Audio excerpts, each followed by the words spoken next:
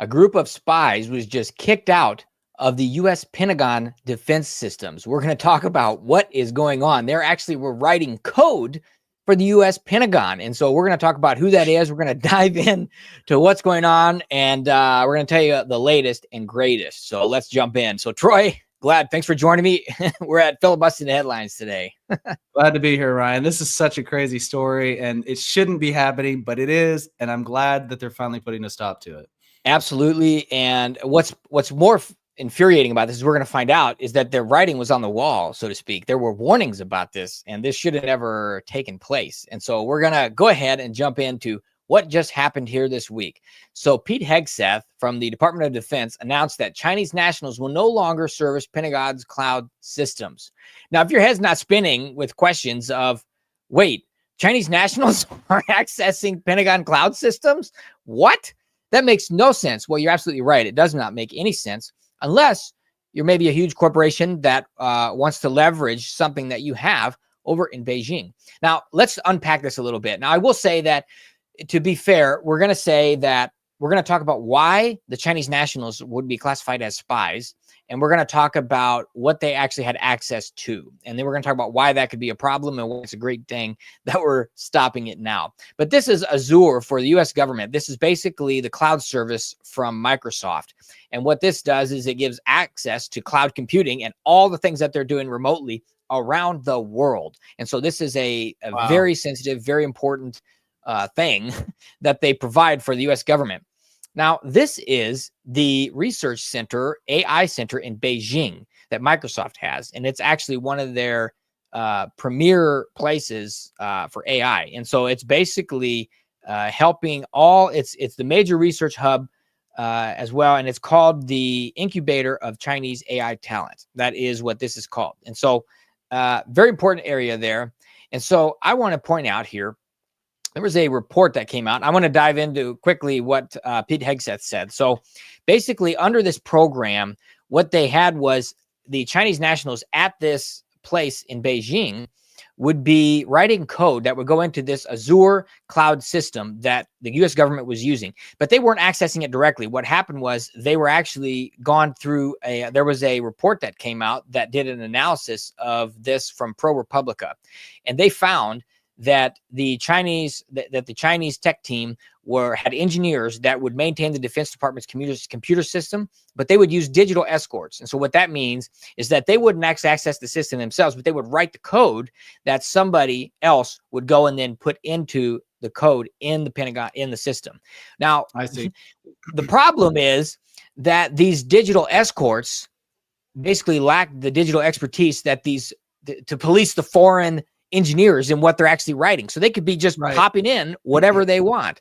And so it literally says they interviewed one of these escorts, and it says, we're trusting that what they're doing isn't malicious, but we really can't tell. That's what he said. And so what is crazy about this is the ignored warnings. And so various people involved in the work told ProPublica that they actually warned Microsoft about the arrangement, was that it was inherently risky, but the company launched it anyway. And so, I mean, this is just absolute insanity. And so, Microsoft, though, has billions, makes billions and billions in China. And it is just, they've got so much going on there.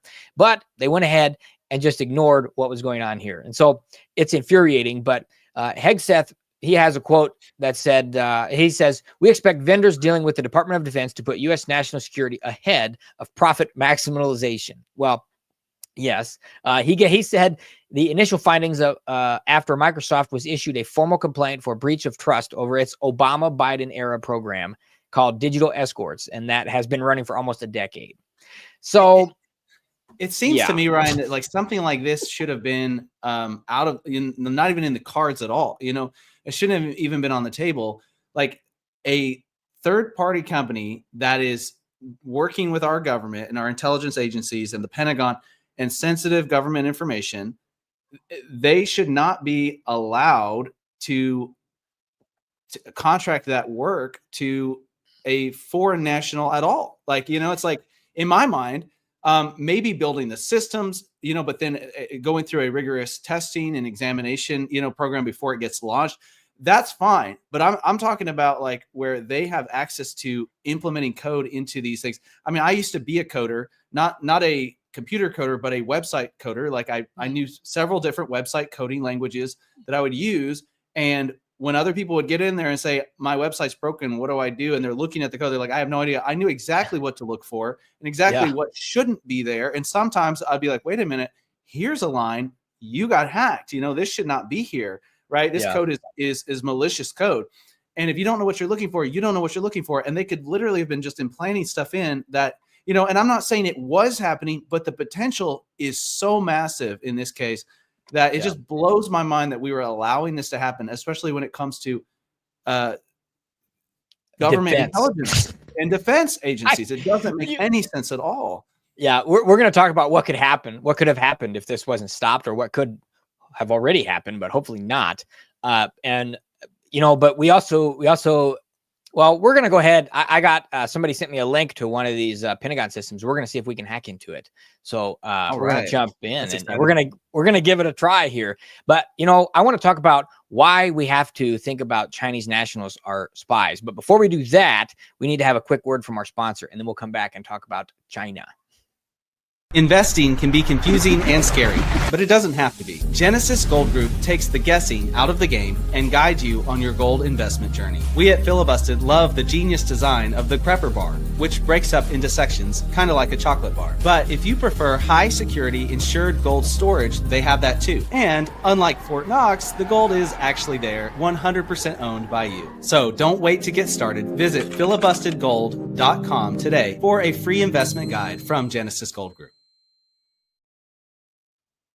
All right. Now, I went ahead and looked at this website here. It's in Chinese, but don't worry. We got it translated. And we have here what this talks about is spies, why China is Chinese nationals can be classified as spies. Now, the Chinese National Intelligence Law, they passed a Chinese National Intelligence Law in 2017. That's Article 7, says it mandates that all, quote, all organizations and citizens shall support, assist, and cooperate with national intelligence efforts. And it explicitly includes private citizens and organizations. And that is whether or not they are located in China or whether they are located abroad. And it doesn't matter what they're doing or what they're working on, they would fall underneath that. So essentially, because China is a communist government and they are dictating what their people do, and there's not as much freedom there as there is here in the States. What you're saying there is the law in China is if you're a Chinese citizen, you have to spy for the Chinese government whenever and wherever and however they tell you to. That's exactly right. And that's crazy. we have seen actual issues of people being pressured. And I mean, and we've talked about this on other episodes where it is the law, but you know, not all Chinese nationals may want to comply. And so even if they didn't want to comply, the government has ways of pressuring them to comply, forcefully voluntold comply by threatening even family members or all kinds of things. People back in China are cutting off. I mean, it is just insane what's been documented of these things happening. And I've even seen where they've gone back and taken people's search histories on their web browsers from 3 years ago and use that to go against somebody in China. So it is insanity. So it's crazy to think about this. Now, I want to talk about what could happen. And so before we do that, I want to jump in and let's actually see if we can get into the system here. I'm going to hold on a second here. Dude, I'm excited to see your hacking skills today, Ryan. This is hold on. Let's see. This is so exciting. Oh, that didn't work. Hold on. We got to try it again. Hold on. We're going to start over here. Okay. All right. We're going to try this one. Let's see what happens here. Oh, we got it. Okay. Let's jump in. Let's jump in and see. For those watching who haven't figured it out, this segment is just a joke. So just kidding. Ryan is not a hacker. And look at the if y'all look at the URL up there. Yeah, hackertyper.net. If y'all don't know about this, you can pretend like you're a lot smarter than you actually are.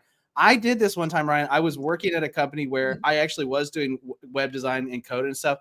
And I got on hackertyper.net and I just started hacking away, to impress some of the other people in the office. And I didn't realize that the administrator of the entire office was walking around doing the rounds right then, and he walked up behind us and he was watching me, and he was just like, he was like, man, he's like, I could never do this. I don't know how you do this kind of stuff. You're so, and I had to tell him, I was like, this is a joke, like I felt so embarrassed. I was like, this is not so funny. Oh man. So yeah, that's not real. No, don't anybody come investigate me or anything like that. Not real. All right. Let's talk about what could happen actually. If, so we come back to this. We have Chinese nationals writing code where Chinese nationals are required by law to be spies and intelligence assets if they are told to be. Okay. And we have them just giving a bunch of data to a digital escort that then just copy paste that data into a cloud system that is used for U.S. military personnel, U.S. military systems. It is the cloud computing system. So that's what's happening. So what could happen? Well, they could put in backdoors. It could be data leaks, AI sabotage, wartime leverage. So they could, like I mentioned, these backdoors or malicious code. So you can imagine a sleeper switch or a code that looks normal, but it gives them covert access to sensitive military systems and operations. And so that could compromise battlefield communications. It could mess with weapons systems coordination, intelligence analysis pipelines. It could shut down or manipulate critical DoD cloud services during a crisis. They can strip data out. It could have also supply chain compromise, other strategic leverages in conflict. So basically, if there was a conflict, they could mess with coordinates of what data is being sent. They could intercept communications. It is just unimaginable the kinds of things that they could do if they were able to have access to this. And for those who would just assume the best and say, well, China probably wouldn't do something like that. If they have the opportunity, they're going to do it. And we know that from their history. Just this year, NPR released an article titled, "Why This is China's Golden Age of Hacking." This isn't random hackers in China. This is the Chinese government building a hacking army to come against countries like the United States and our intelligence communities, our banking systems, the government websites, like anything that they can do to disrupt us on, and to essentially fight this cyber war, they're going to do, and they're already doing. All the evidence is there. So if China was able to take advantage of it, they would, absolutely. And so that's why this is such a big deal. And also, Ryan, on top of, I understand that they could potentially put code in that's going to be, leaking information directly to China out of our government systems. But even if it was as small as putting a malicious software in there that as soon as they turn it on, it just disrupts and destroys the software that we're using or destroys the information, even that would be a big, big deal, and that would be the least of our worries, right? That's the first step that they could do, and it would just get worse from there. So this is just insane. Yeah, they have, there's something you could look up, the Salt Typhoon. That's something that has come out recently. It's basically China's Ministry of State Security. It was linked to the group Salt Typhoon, and they conducted sweeping cyber espionage campaign that targeted over 200 organizations across more than 80 countries, including the US and the UK and other critical sectors. And so, let's see, over 1 million call and messages recorded, and more than 100 Americans. So it's a real deal. Wow. There's other OPM data breaches, hacker for hire network, post high profile attacks like Titan Rain and Operation Aurora and GhostNet. So yeah, this is a real deal. These are this is a real concern. And like you said in the beginning, it's shocking that this was ever even a thing like that. But it really is shocking, but I don't know that I should say it's surprising, because we've seen all kinds of compromises and conflicts of interest that our representatives have. And we see them even, we don't even go to examples, but we even see them just falling for the silliest things, and they don't have FBI background checks like their staff do. And so even when we have compromised intelligence agencies, so it's kind of like, well, we shouldn't really be surprised. And I'm sure somebody got rich given that access, and it seems like Microsoft was a part of that. And what's most infuriating is that this was known before it was even done. This was a known concern. It was a known concern by the people who were operating the thing. They said, well, this is pretty risky. And so they said, well, we'll just use you to operate it anyway. What? Right.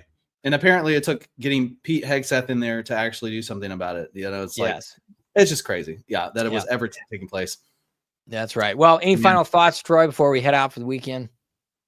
No, I don't. I mean, I know you have a lot of knowledge about China and the way they work, and even personal experience and stuff like that. So obviously this story is a lot bigger than just the hacking. They do a lot. There's a lot of other things that they're trying to do, but it's just one more step in China's path to global dominance. Whether that's one way, or another. Like, I think China would try anything they could do to get there, to be the dominant nation. And I think we need to be more aware of that moving forward. And I'm so thankful, thank God that we caught this, and I guess in time, hopefully, but also that they're doing something about it. And I'm just hoping and praying that we're going to be more aware, and our intelligence communities will be more aware of these kind of things moving forward. Because with the rise of AI, and it's like, and here's my thought. My final thought is, I don't like Microsoft. I've never liked Microsoft.